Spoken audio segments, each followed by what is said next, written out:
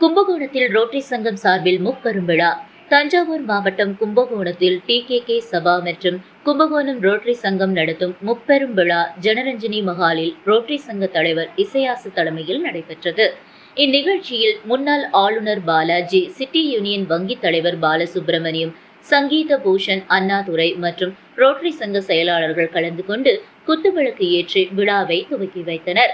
விழாவில் தவிழ்கலை இளமணி அன்னவாசல், அமிர்தவர்ஷினி, நாதஸ்வராய சக்கரவர்த்தி, பரமேஸ்வரன், பாலகிருஷ்ணன் ஆகியோரின் இசை நிகழ்ச்சியும், பரதநாட்டியம் மற்றும் கல்லூரி மாணவிகளின் மாசில்லா மார்கழி விழிப்புணர்வு பிரச்சாரம் உள்ளிட்ட நிகழ்ச்சிகள் நடைபெற்றது. நிகழ்ச்சியில் ரோட்டரி சங்க நிர்வாகிகள், பொறுப்பாளர்கள், மாணவ மாணவிகள் என பலர் கலந்து கொண்டனர்.